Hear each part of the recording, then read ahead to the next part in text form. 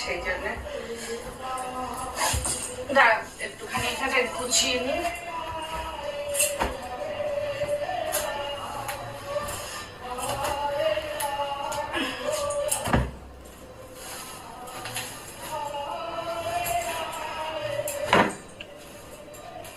আমি এই মাদুরটা শুয়ে এটার উপরে শুয়ে পড়ি,